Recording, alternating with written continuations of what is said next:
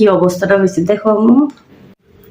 আসসালামু আলাইকুম, সবাই আশা করি ভালো আছেন। আমি একটু ভালো নেই, আর ভালো থাকার কথাও না, আমি কখনো ভাবিই নেই এরকম আমাকে ভিডিও বানাতে হবে। আমার মনে হলো যে আমার মতো অনেক মারা আছে যাদেরকে সতর্ক করা উচিত। প্লিজ লাস্ট পর্যন্ত ভিডিওটা দেখো। আমার এই মেয়েটার এখনো 3 বছর হয় নাই। হ্যাঁ, আমার মেয়েটার নাম হচ্ছে মায়রানুর রাফা। তার এখনো 3 বছর বয়স হয় নাই, ডিসেম্বরে 3 বছর হবে। কিন্তু কালকে এমন একটা দুর্ঘটনা ঘটছে যে এখন পুরো 7 বছর পর্যন্ত আমাকে আমার মেয়েটাকে সাফার করতে হবে। তো আসলে হয়েছেটা কি, নর্মালি আমি খুব আমার বাচ্চাগুলোর আমি খুব দেখে শুনেই রাখি, সারাদিন খুব চেষ্টা করি আমার বাচ্চাগুলোর ভালোভাবে রাখার।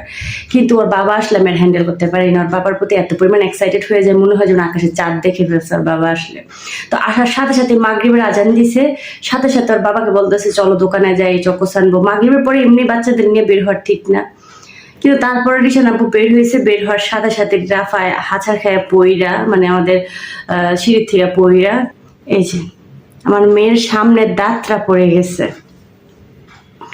আমার মেয়ের এই যে দাঁতটা পড়ে গেছে, মানে এই দাঁতটা এখন সেই 6 বছর 7 বছর হইলে উঠবে। এই 6 এবার এতদিন ওর এখন 3 বছরই হয় নাই, 4 বছর 5 বছর 6 বছর 7 বছর হবে দেন উঠবে। এতটা বছর আমার মেয়েটাকে দাঁত ছাড়া থাকতে হবে। কালকে যে আমার উপর দিয়ে কি গেছে, আমি কথা বলতেছি আমার ভিতরটা কিরকম করতেছে সিরিয়াসলি। মানে আমার নিজেরও শরীরটা ভালো না, আমার একদম জরম টরম হয়ে গেছে। আমি প্রচুর পরিশ্রম করি সাংসারিক ব্যাপারে, কারণ আমাকে হেল্প করার মতো কেউ না। আমার বাচ্চা 3টাকে দেখতে হয়, শ্বশুর শাশুড়ি হাজবেন্ড সবাইকে আমারই দেখতে হয়, আমাকে দেখার মতো কেউ নেই। তো আমি খুব চেষ্টা করি বাচ্চাগুলোরে সব সময় আমি চিগলি করি, যাই করি যাতে ওরা ব্যথা না পায় সেটাই দেখি। কিন্তু আমার এই মেয়েটার দিকে এখন আমি তাকাতে পারতেছি না। সারাদিন আমি এত পরিশ্রম করি যে একটু ব্যথা না পাক। হ্যাঁ, আমি বকি, আমি স্বীকার করি, একটু চিগলাচিগলি করি, কারণ আমার মনে হয় চিগলাচিগলি না করলে ওরা ব্যথা পাবে।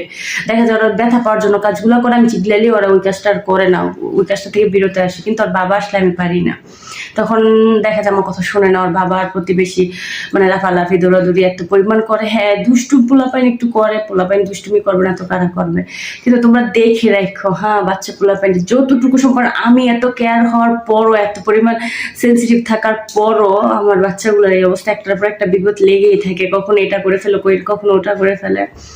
তো আমার মেয়েটার জন্য সবাই দোয়া করবে, আমার সোনা পাখিটার জন্য। মেয়েটা কালকার যা কি সাফার করছে, আমি হয়তো যতই বলি ততই কম হয়ে যাবে।